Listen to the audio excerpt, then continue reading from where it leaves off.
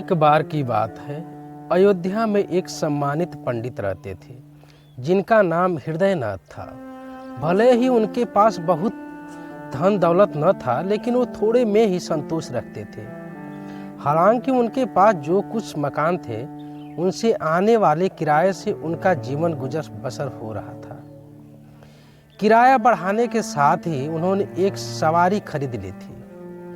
जिंदगी का तजुर्बा होने के बाद भी किसी प्रकार से जीवन यापन करना है, इसका बहुत कम ज्ञान था उन्हें। जैसे वे थे वैसे ही उनकी पत्नी जागेश्वरी थी।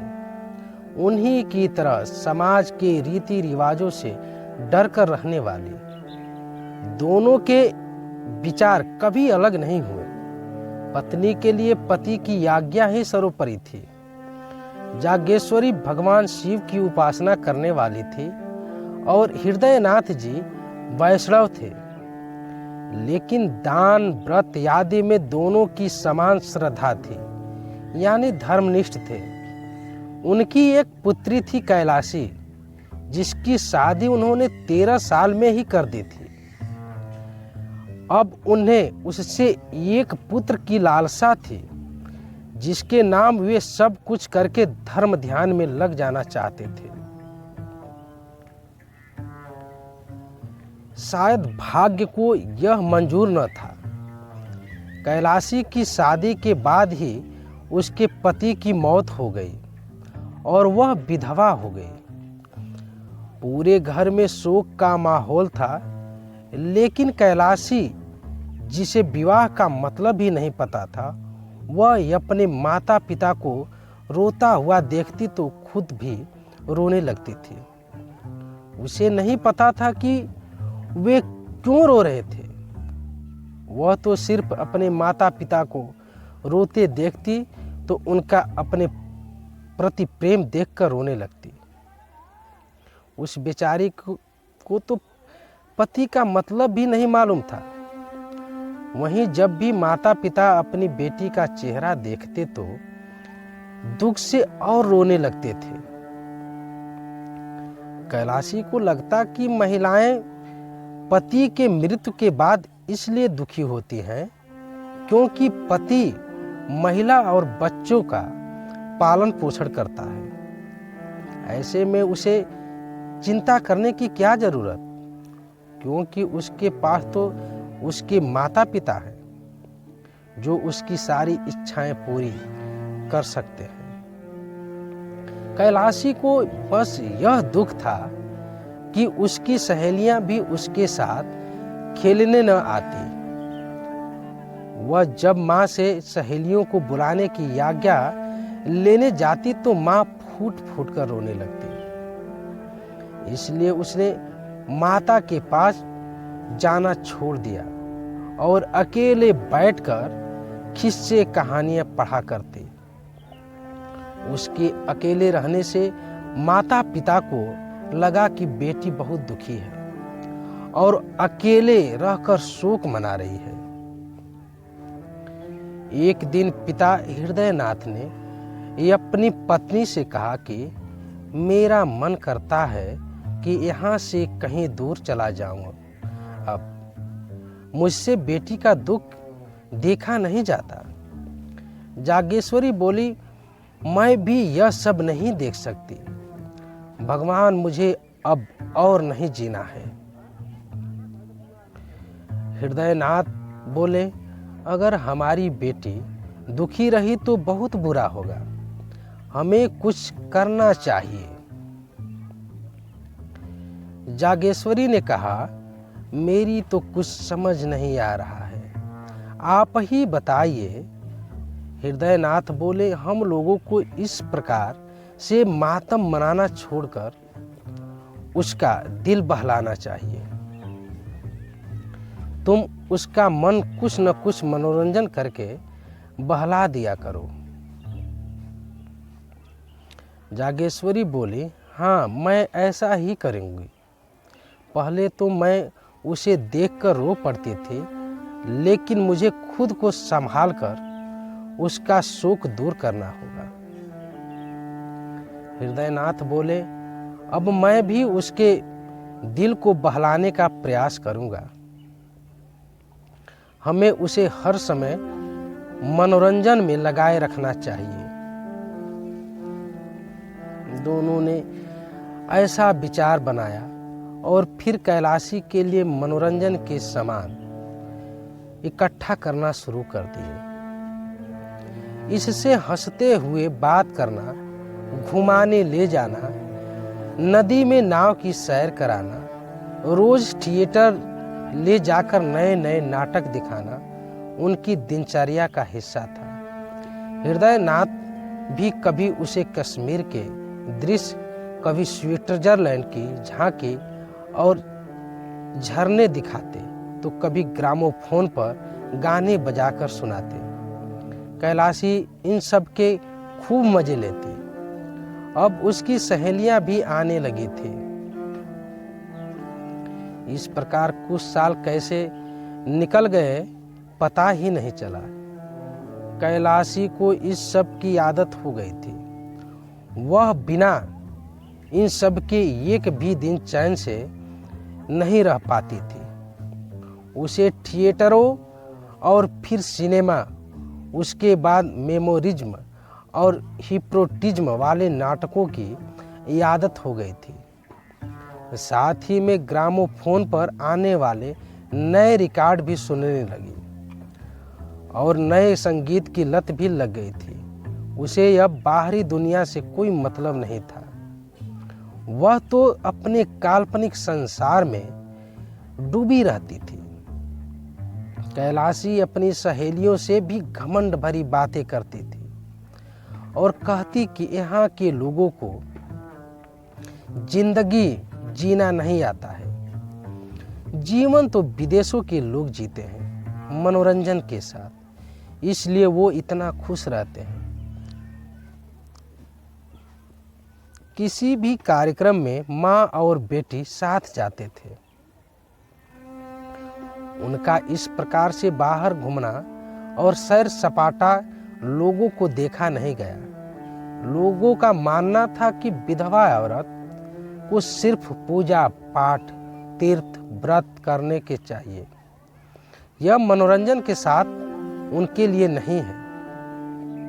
कैलाशी के माता पिता को शर्म आनी चाहिए कि इस प्रकार से अपनी बेटी को सिर पर चढ़ा रखा है। महिलाएं बोलती, बाप तो ठीक है, लेकिन माँ ने बिल्कुल भी नहीं सोचा कि दुनिया वाले क्या कहेंगे। इस प्रकार से लोगों में बात होने लगी। लेकिन एक दिन सभी स्त्रियों ने जागेश्वरी के यहाँ जाने का फैसला किया। उनके आने पर जागेश्वरी ने बड़े ही आदर सत्कार से उनका स्वागत किया। फिर कुछ देर यहाँ वहाँ की बातों के बाद एक स्त्री ने कहा कि बहन, तुम तो आराम से हो, तुम्हारे दिन हंसी खुशी से निकल जाते हैं। हमारे लिए तो हर दिन पहाड़ जैसा कटता है। तभी दूसरी औरत ने कहा, आखिर तुम्हारे पास इतना समय कैसे मिल जाता है? हमारा दिन तो चूल्हा चाकी करते हुए ही निकल जाता है। जब समय मिलता है तो कभी बच्चे को संभालो तो कभी घर वालों को। हम तो पूरी कठपुतलियों के जैसे नाचते रहते हैं। तभी तीसरी औरत ने व्यंग करते हुए कहा, इसमें सोचने वाली बात क्या है? यह सब करने के लिए जागेश्वरी जैसा कलेजा चाहिए। तुम लोग तो राज सिंहासन पर बैठने के बाद भी रोती रहोगी। इस बात पर एक वृद्ध महिला बोल पड़ी, ऐसा दिल किस काम का जो दुनिया कितना भी मजाक उड़ाए फिर भी किसी को कोई फर्क नहीं पड़े। वह दिल किसी पत्थर से कम नहीं। हम गृहिणी हैं और हमारा काम गृहस्थी को संभालना है, मौज मस्ती करना नहीं। महिलाओं के द्वारा इस प्रकार मजाक उड़ाए जाने पर जागेश्वरी ने अपना सिर नीचे कर लिया। महिलाओं का काम हो चुका था। उनका उद्देश्य उनके मन को तड़पाना था। जागेश्वरी को सबक मिल चुका था। महिलाओं के जाने के बाद उसने यह सब अपने पति से कहा। वह मायूस होकर बोलने लगे कि अब क्या करें। जागेश्वरी बोली, आप ही कुछ विचार करो। हृदयनाथ लंबी सांस छोड़ते हुए बोले, पड़ोसियों ने मजाक उड़ाया है और यह एक दिन होना ही था और सही भी है। मुझे खुद पता चल रहा है कि कैलाशी के हाव भाव बहुत बदल गए हैं। विधवाओं को यह सब करना ठीक नहीं है। अब यह सब बंद करना होगा। जागेश्वरी टोकते हुए बोली, पर कैलाशी को तो इन सब की आदत हो गई है। कैसे रहेगी वह इन सब के बिना। हृदयनाथ बोले, हमें यह सब रोकना पड़ेगा। धीरे धीरे घर का माहौल बदलने लगा। हृदयनाथ शाम को ग्रामोफोन की जगह धर्म ग्रंथ पढ़कर सुनाने लगे। घर में माँ और बेटी धर्मनिष्ठा का पालन करने लगी, संयम उपासना करने लगी। गुरुजी ने कैलाशी को दीक्षा दी। गुरु से मिलने वाली शिक्षा है जिसको दीक्षा कहते हैं। और सभी महिलाओं ने वहां आकर उत्सव मनाया। अब माँ बेटी गंगा स्नान करने लगी, मंदिर जाती, एकादशी का निर्जला व्रत रखते। गुरु कैलाशी को रोजाना संध्या के समय धर्मोपदेश देते। कैलाशी को कुछ दिनों तक यह सब कष्टप्रद लगा, लेकिन थोड़े ही दिनों में उसे इन सब में रुचि होने लगी। उसने मनोरंजन का मार्ग छोड़कर अध्यात्म और त्याग का मार्ग अपना लिया। उसे पति और अपनी स्थिति का मतलब समझ आने लगा। अब उसे प्रायश्चित करने का मन बना लिया था। वह साधु महात्माओं की सेवा करने लगी और यहाँ तक कि 3 साल में ही उसने संन्यास लेने का सोच लिया। जैसे ही माता पिता को इस बात का पता चला, उन्होंने अपना सिर पकड़ लिया। माँ ने कहा कि बेटी, अभी संन्यास लेने की तुम्हारी उम्र नहीं है, ऐसी बातें मत सोचो। कैलाशी की माँ बोली, इन सब झंझटों को जितने जल्दी छोड़ दिया जाए उतना ही अच्छा है। हृदयनाथ बोले, क्या घर में रहकर इन सब से मुक्ति नहीं मिल सकती? तभी माँ ने कहा, इन सब से बदनामी होगी। कैलाशी बोली, जो भगवान के चरणों में अर्पण हो जाते हैं उन्हें बदनामी की चिंता नहीं होती। जागेश्वरी ने समझाया, बेटी, हमें तुम्हारा ही असरा है। अगर तुमने संन्यास ले लिया तो हम किसके सहारे जिएंगे? कैलाशी बोली, भगवान ही सबका सहारा है माँ। अगले रोज यह बात मोहल्ले वालों को पता चल गई। शुरू में तो उन्होंने आपस में ही खूब मजाक उड़ाया, लेकिन फिर कुछ पुरुष इस गुत्थी को सुलझाने के लिए हृदयनाथ के यहाँ आए। एक सज्जन बोले, क्या तुमने सुना है कि डॉक्टर गौड़ का वह प्रस्ताव बहुत अधिक मतों से मान लिया गया है? दूसरे व्यक्ति ने कहा, ये लोग हिंदू धर्म का नाश करके ही मानेंगे। तीसरे व्यक्ति ने कहा, नाश तो होगा ही जब हमारे ही साधु महात्मा मासूम लड़कियों को बहकाने लगे हैं। हृदयनाथ बोले, मेरे साथ भी ऐसा ही हुआ है, आपको तो पता ही है सब कुछ। पहले व्यक्ति बोला, आपके ही नहीं हमारे साथ भी हो रहा है। हृदयनाथ बोले, आप लोग कोई रास्ता निकालिए। पहले व्यक्ति बोला, आपने उसे समझाया नहीं था क्या? हृदयनाथ बोले, बहुत समझाया और अब हार गया, किसी की कुछ नहीं सुनते। तीसरे व्यक्ति बोला, उसे इस मार्ग पर नहीं लाना था। पहले व्यक्ति बोला, पर अब पछताने पर क्या होगा? उस लोगों की सलाह है कि विधवाओं से अध्यापिका का काम कराना चाहिए। दूसरे व्यक्ति बोला, सलाह अच्छी है। आस पड़ोस की कन्याएं पढ़ने को आएंगी और लड़की का भी मन लग जाएगा। हृदयनाथ बोले, मैं उसे फिर से समझाऊंगा। जैसे ही लोग गए, हृदयनाथ ने कैलाशी को समझाने का प्रयास किया। पहले तो हृदयनाथ को कैलाशी को समझाने में कठिनाई हुई, लेकिन धीरे धीरे कैलाशी की सोच बदलने लगी और वह मान गई। हृदयनाथ ने मोहल्ले वालों की बच्चियों को जोड़कर पाठशाला शुरू कर दी।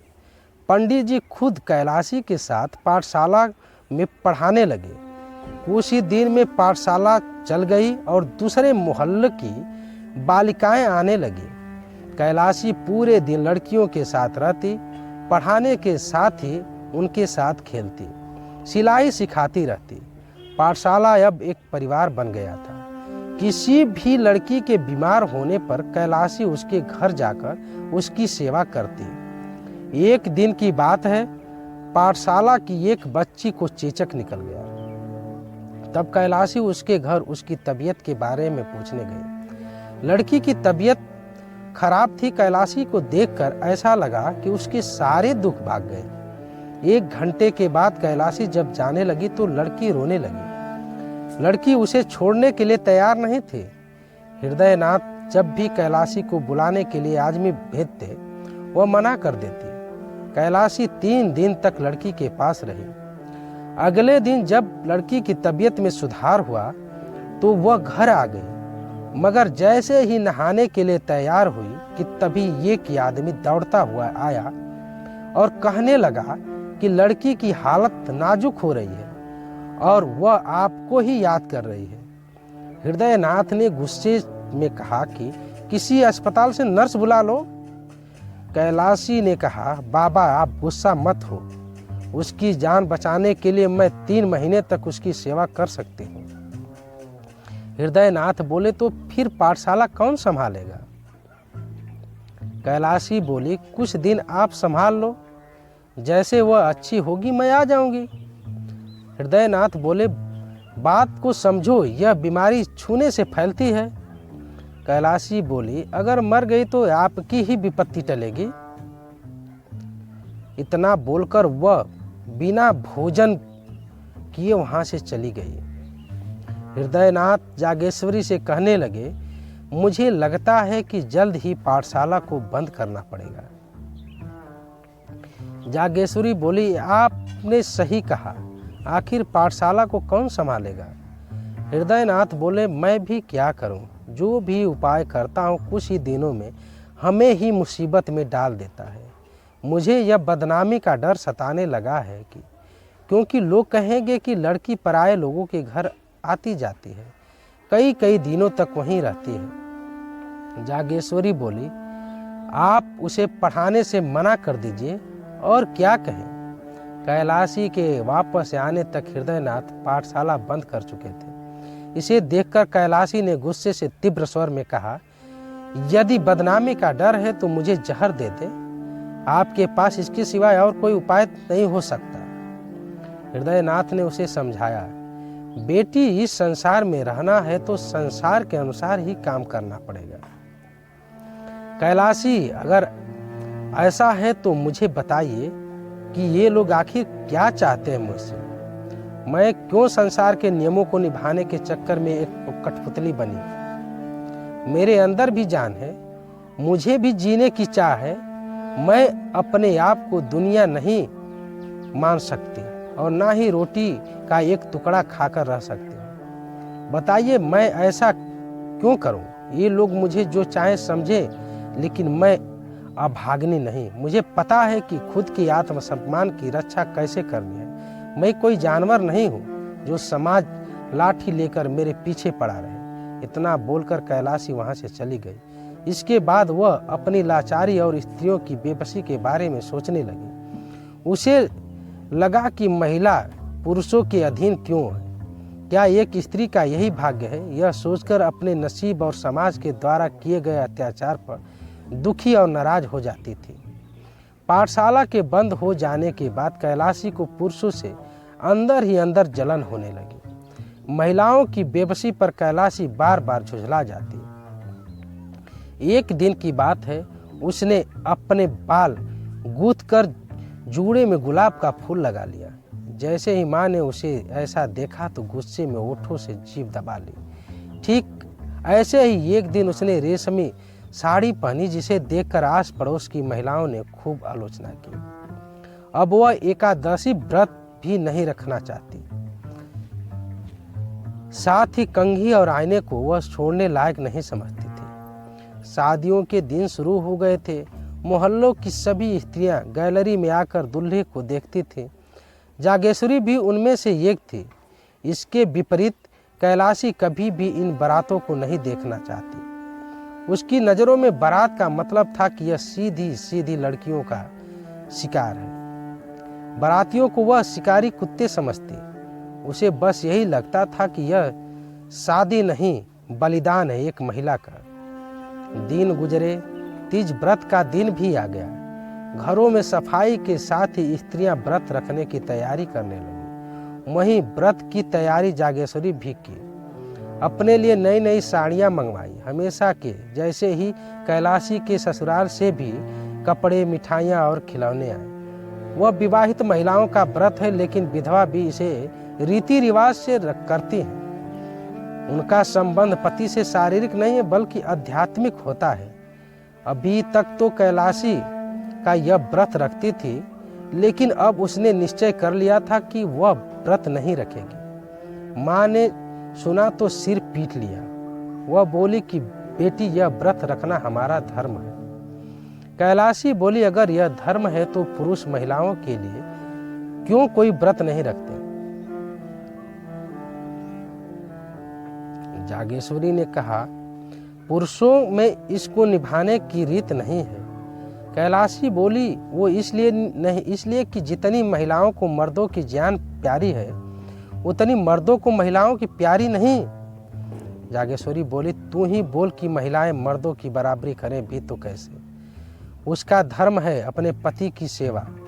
कैलाशी बोली, यह मेरा धर्म नहीं है। मेरा धर्म केवल आत्मरक्षा है और कुछ नहीं। जागेश्वरी बोली, बेटी एक बार फिर सोच ले, गजब हो जाएगा। क्या कहेगी ये दुनिया? कैलाशी बोली, क्या माँ आप फिर उसी दुनिया को लेकर बैठ गई? मुझे खुद की आत्मा के अलावा किसी का भी डर नहीं है। हृदयनाथ को जागेश्वरी ने ये सब बातें बताई तो वे चिंता में डूब गए। उनके मन में हुआ कि क्या मतलब है इन सब का? क्या उसके अंदर आत्मबोध हुआ है या फिर यह सब नैराश्य है? वैसे भी जब धनहीन व्यक्ति का कष्ट दूर नहीं होता तो लाज को छोड़ ही देता है। इसमें कोई शक नहीं कि नैराश्य यानी निराशा ने ही यह रूप ले लिया है। इससे दिल के सारे कोमल और अच्छे भाव खत्म होने लगते हैं और अचानक अलग सा बदलाव होने लगता है। इंसान जग हंसाई पर भी गौर नहीं करता। उसके लिए दुनिया के मानो सारे रिश्ते ही टूट जाते हैं। इसी को नैराश्य यानी निराशा की आखिरी स्थिति माना जाता है। हृदयनाथ अपने विचारों में खोए हुए थे। तभी जागेश्वरी ने पूछा, अब क्या करोगे? हृदयनाथ ने कहा कि क्या बताऊं अब। जागेश्वरी ने फिर पूछा, आपके पास कोई और उपाय है क्या? हृदयनाथ ने असहाय होते हुए कहा, अब तो एक ही उपाय हो सकता है, लेकिन उसके बारे में बात नहीं कर सकता।